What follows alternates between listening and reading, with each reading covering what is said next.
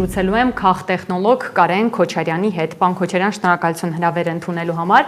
Եվ այսպես շարունակենք Սամվել Կարապետյանի շուրջ իրադարձությունների մասին խոսել։ Տեսեք, այսօր դատարանը քննելու է նրա կալանքի միջնորդության կալանքը երկարացնելու միջնորդությունը եւ այդ ֆոնին նրա թիմակիցները, մեր ձևով շարժման անդամները, երեկվանից տեսաուղերձներ են տարածում, կոչ են անում, որպեսզի իրենց համակիրները այսօր հավաքվեն դատարանի բակում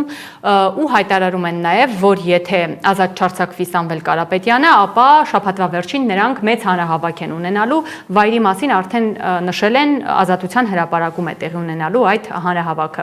Բացի այդ, նաեւ նրա պաշտպաններն են բավականին ակտիվ, այս ընթացքում խոսել եւ այսօր էլ Երևան է ժամանել միջազգային փաստաբանական թիմի անդամ Ռոբերտ Ամստերդամը, ով քիչ առաջ լսեցինք, ասում էր, որ անբարեխիղճ, անհեթեթ մեղադրանք է։ Մի կողմից մենք տեսնում ենք, որ այսպես բավականին ուժեղ հայտարարություններ կան Սամվել Կարապետյանի թիմակիցների, համակիրների կողմից, մյուս կողմից էլ տեսնում ենք բնականաբար այդ մեղադրանքները, թվով 3 մեղադրանք Սամվել Կարապետյանին։ Ինչ տպավորություն ունեք, այս իշխանության այս գործողությունները չեն նպաստում, որպեսզի Սամվել Կարապետյանի թիմի ուժեղ կայացմանը։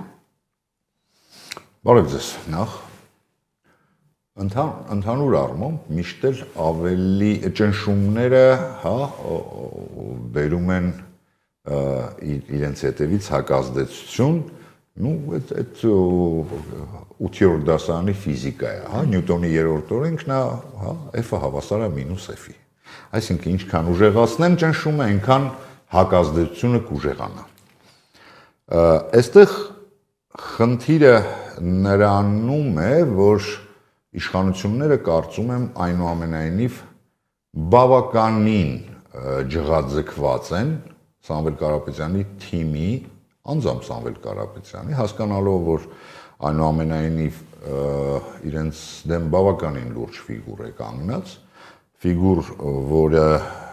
կարողանում է իրեն թույլ տալ ունենալ Ռոբերտ Ամստերդամի նման դատապաշտպան, կարողանում է թիմը իրեն թույլ տալ Դարոն Աջեմօղլուի նման խոշորագույն ֆիգուրի ներգրավել իրենց տնտեսական ծրագրերի մեջ եւ այլն եւ այլն։ Այս ամեն ինչը կարծում եմ հասկանում են եւ հասկանում են, որ ի տարբերություն դաշտում գործող ընդդիմադիր գործիչների որևէ պիտակավորում չեն կարողանում դնել Սամվել Կարապետյանի վրա, չեն կարողանում ասել նախկին այդ մարդը երբեք քաղաքականությամբ չի զբաղվել, պաշտոն չի ունեցել, չեն կարողանում ասել թալանել, որովհետև այդ մարդը Հայաստանում չի աշխատել երբևէ, նա գումարը վաստակել է լրիվ այլ երկրում, այստեղ միայն ծախսել է, ներդրումներ է արել եւ այլն եւ այլն։ Չեն կարում ասեն, չեն կարում ասեն այն, ինչը որ փորձում են անել մյուս արդեն 7 տարի է մյուս ընդդիմադիրների հետ կապված։ Այս առումով ես կարծում եմ ունեն բավականին լուրջ անհանգստություն, ինչը եւ բերում է նման ճնշումների, ես կասեի բռնաճնշումների, որովհետեւ այնինչ կատարվում է Սամվել Կարապետյանի հետ, որը որ որևէ լեզվի մասնագետ չի կարող ասել, որ նա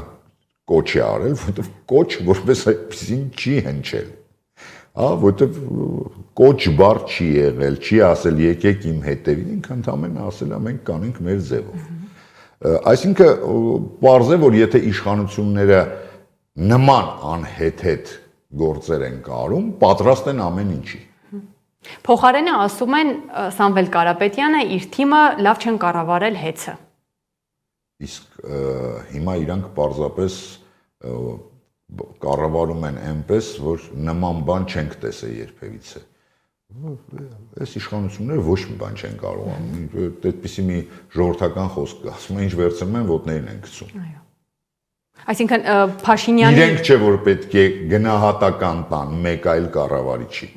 Միգուցե ես չգիտեմ լավ են կար, բայց հաստատ իրենք այդ գնահատականը տալու իրավունքը չունի։ Այս իշխանությունը, այս կառավարիչները, այս կառավարությունը չունի իրավունք որևէ մեկին գնահատական տալու կառավարման առումով։ Այստեղ ուզում էի հիշեցնել, որ աշխատավարձերի թեման էին բարձրացնում եւ այդ թեման էլ այսպես դրա համար է վայրկյանների ընթացքում կառավարիչի 5 ու քանի միլիոն դրամ ստանում 5,200,000 դրամ, այո, ընդ որում ոչ միայն Սամվել Կարապետյանի միջոցներից, այլև հենց հեծի միջոցներից, որը ինչ որ կերպ արդեն ազդում է սակագնի վրա եւ հենց այս հիմնավորմամբ էլ փորձում էին այդ կեղծիքը տարածել, թե Նարեկ Կարապետյանի աշխատավարձն է ազդում սակագնի վրա։ Ստացվում է, այո, Փաշինյանի գործողությունները ազդում են Սամվել Կարապետյանի քաղաքական թիմի, քաղաքական ուժի, չնայած նրան, որ այս պահին շարժում է կայացման վրա։ Հա, դե ասել են սկզբից ասում էին փետրվարին, հետո կարծեք թե ասեցին հունվարին կդառնան կուսակցություն։ Ես ճիշտն ասած դեռ շատ գործողություններ եմ սպասում իշխանությունների կողմից, այնպես որ ցանկացած բան ինձ համար անակնկալ չի լինի։ Այսինքն սրանով չեն բավարարվելու դեռ։ Ոչ իհարկե։ Որովհետև ասում եմ, վախը այդ ուժից շատ մեծ է։ 3 ամիս առաջ էիք այդպես ասում իդեպ իմ հետ հարցազրույցի ժամանակ, պարոն Քոչարյան, իշխանության համար ոչինչ չի փոխվել։ Այո, ոչինչ չի փոխվել։ Իշխանության համար վտանգավոր է, երբ Սամվել Կարապետյանը ԱԱԾ-ի մեկուսարանում է, թե երբ օրինակ նա դուրս գա, որովհետև մենք տեսնում ենք, որ նույնիսկ լինելով ԱԱԾ-ի մեկուսարանում, նա պարբերաբար ուղերձներ է հղում ժողովրդին, կա Սամվել Կարապետյանի այսպես կոչված նկար, բայց կա ակտիվ շփում լայն հանրության հետ։ Որ դեպքում է նա ավելի վտանգավոր Փաշինյանի իշխանության համար։ Գիտեք, երկու դեպքն էլ եւ Փաշինյանի եւ հենց իր Սամվել Կարապետյանի համար ունի պլյուսներ եւ մինուսներ, ես կարող եմ դա բացել հիմա, դա երևի թե դրա ժամանակը պարզապես չկա։ Ինչքանով որ կարող եք։ Բայց ես օրինակ, հա, Փաշինյանի համար վտանգներից մեկը նա է, որ ասվում է, ինչը իրենք հենց ցույց տվեցին առաջին օրերին, երբ սկսեցին նկարները հանել պատերից, հա, անգամ այնտեղից, որը որ հենց Սամվել Կարապետյանի փաստացի բիզնեսներ, այդ բիզնեսներից ինչ որ սկսեցին հանել այդ նկարները, այսօր ես տեսնում եմ կարծեք թե Rio Mall-ի պատերին, ես այդ հարցը բարձրացրել եմ, հիմա էլ եմ ուզում բարձրացնեմ։ Քանի որ այս իշխանությունները այնուամենայնիվ միջազգային արձագանքից, թեև միջազգային արձագանքը կարծեք թե մեր միջազգային կառույցները մեզ մոտ ավելի շատ նմանվել են հայտնի 3 կապիկներին, ոչինչ չենք լսում, ոչինչ չենք տեսնում, ոչինչ չենք խոսում, բայց այնուամենայնիվ միևնույն է, ես չեմ հասկանում, ինչու է միայն հայերեն լեզվով գրած ազատություն, ինչու այդ նկարների տակ անգլերեն գրված չի քաղ բանտարկյալ Սամվել Կարապետյան, ինչու այլ լեզուներով, միգուցե ֆրանսերեն, գերմաներեն, հա, որովհետև օքեյ, միջազգային կառույցները կամ տուրիստները տեսնում են նկարը, իրանք պարզապես կարող են մտածել, որ նախընտրական ինչ որ պաստառ է, հա, եթե դու ուզում ես բարձրաձայնես, որովհետև Հայաստանում բոլորը գիտեն, որ Սամվել Կարապետյանը քաղ բանտարկյալն է, պետք չի հայերին դա բացատրել։ Մենք գիտենք դրա մասին։ Մենք դրա մասին գիտենք։ Պարոն Քոչարյան, տեսեք, մի քանի օր առաջ տեղի ունեցավ մեր ձևով շարժման հաշվետու առաջին ժողովը եւ այնտեղ հայտարարվեց, որ 5000 արդեն կամավորներ են միացել այս շարժմանը։ Դուք ինչպես եք գնահատում այս շարժման պոտենցիալը։ Գիտեք, եկեք ես ազնիվ լինեմ ու ասեմ, որ պոտենցիալը ես գնահատում եմ բարձր։ Ինչքանով կկարողանա թիմը պոտենցիալը իրագործել, հա, արդեն հողի վրա, գետնի վրա, դա ցույց կտա ժամանակը եւ իրենց արդեն աշխատանքը։ Այս պահի դրությամբ չեք տեսնում այդ աշխատանքի գնահատականը։ Ես տեսնում եմ, իհարկե տեսնում եմ։ Ինչ շատ դուրագալի առաջին հերթին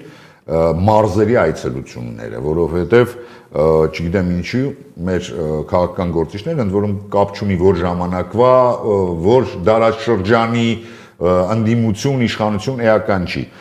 Միշտ ալարում են գնան մարզեր, գյուղեր եւ այլն, հա, դա անում են միայն նախընտրական շրջանում։ Այս մարդիկ ցույց են տալիս, որ իրենք պատրաստ են ու անընդհատ գնում են, անընդհատ շփվում են, ընդ որում էական չի գնում են եւ Գյումրի, որի երկրորդ քաղաքն է եւ կարող է գնան մի հատ ինչ որ մարզի գյուղ սովորական փոքր, որտեղ շատ քիչ բնակիչ կա, սա ես կարծում եմ ճիշտ քայլ է եւ բերում է իրենց բավականին լուրջ դիվիդենդներ։ Եվ առավելապես խոսում են տնտեսության մասին, սա եւս այդ դիվիդենդներից մեկն է։ Գիտեք, ես կարծում եմ իրենք խոսում են նրանից, ինչը հաստատ կարող են անել։ Դա հաստատ կարող են անել, որովհետեւ պետք չի դրա տակ պարզապես խոստումներ։ Դրա ապացույցները կան փաստացի։ Կան բազմաթիվ տարիների գործունեություն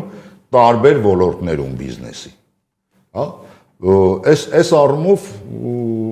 իրենք ասում են այն, ինչ կարող են անել հաստատ։ Սարեր մեծ չեն խոստանում, սա է ամբողջ բանը, այլ ասում են այն, ինչ կանեն։ Փաստաբանական թիմը հայտարարություն էր տարածել եւ նշել էր, որ այսօր կալանքը երկարացնելու միջնորդությունը քննող դատավորը Վահե Դոլմազյանն է եղել եւ գնահատական էին հնչեցրել, որ իշխանահաճո որոշումներ կայացնող դատավոր է։ Այդուհանդերձ, տիրապետելով, հետևելով այս իրադարձություններին, ինչ որ ակնկալիքներ այդուհանդերձ կարող են լինել դատարանից, թե ոչ։ Գիտեք, ես ամեն անգամ վերջին շրջանում, երբ խոսում են մեր դատարանների մասին, ես հիշում եմ հայտնի Կովկասի գերուի ֆիլմի վերջի կադրը, կեցե մեր դատարանը աշխարհի ամենաարդար դատարանը, ես միայն այսքանը կարող եմ ասել։ Եվ վերջում խնդրեմ նաև անդրադառնանք Ռոբերտ Քոչարյանի ասուլիսին, Հայաստանի երկրորդ նախագահին, որտեղ նա խոսում էր, թե որ ուժերը կարող են անցնել խորհրդարան 2026-ի ընտրությունների ժամանակ, բացի քաղաքացիական պայմանագրից, երկու ընդդիմադիր ուժի մասին խոսեց, մեկը իր գլխավորած Հայաստան դաշինքն է, մյուսը Սամվել Կարապետյանի ստեղծվող ուժը եւ ասաց, որ շատ կցանկանա, որ լինի նաեւ երրորդ ուժը, ընդդիմադիր երրորդ ուժը, ընդհանուր հաշվով որպես նաեւ չորրորդ ուժ։ Ինչպես եք գնահատում այս հայտարարությունը։ Ես ավելի շատ հակված եմ ցանկությանը, քան այն, ինչ հայտարարել է։ Այսինքն ես կարծում եմ, որ կանցնեն էլի ուժեր։ Ես հակված չեմ նրան, որ ընդամենը 3 ուժ կանցնի։ Այսօրվա, թեև այսօրվա խորհրդարանում ընդամենը 3 ուժ է, բայց մի մոռացեք, որ այսօրվա խորհրդարանը այնուամենայնիվ այսօրվա խորհրդարանում կա ուժ, որը հավաքել է 54%։ Այո։ Նույն ինքը Ռոբերտ Քոչարյանը նշում է, որ այսօր, ԿՊ-ն չունի այդ ձայները եւ շատ ավելի քիչ է, ինչը ես կարծում եմ ավելի մոտ է իրականությանը, այդ դեպքում զուտ, մաթեմատիկորեն ստացվում է, որ այնտեղ հնարավոր չի անցնեն 3 ուժ ընդամենը, բա մնացածը ով պետք է, չի կարող ենթադրենք 50% փոշիանալ, դա անհնար է։ Կարող է փոշիանալ 20-22%, բայց 50% չի կարող փոշիանալ։ Ինչքան էլ որ մասնակցեն շատ ուժեր։ Այնպես որ ես տեսնում եմ, որ չեմ բացառում, գրեթե վստահ եմ, որ 4-րդ ուժ անցնելու է, չեմ բացառում նաև 5-րդ ուժը։ Իսկ տեսնում եք, թե որ ուժերն են դրանք։ Գիտեք, հիմա ընդամենը մի քանի օր առաջ կարծեք թե հայտարարեցին արդեն քաղաքականություն մտնելու մասին Արման Թաթոյանը, ես չեմ բացառում նաև Արման Թաթոյանի այդ ուժի,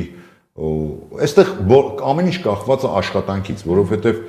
նախընտրական շրջանը այնուամենայնիվ բոլոր ընտրություններից առաջ միշտ ամենավորոշիչն է լինում, այսինքն վերջին 1 ամիսը,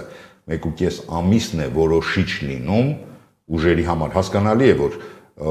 այն ուժերը, որոնք բավականին բարձր վարկանիշ ունեն, այդտեղ ընդամենը կարողանում են պլյուս կամ մինուս անել, այդտեղ շատ բան չի փոխվում, բայց այն ուժերը, որոնք դեռ նոր են մտնում խաղի մեջ եւ կարող են շանս ունեն անցնելու,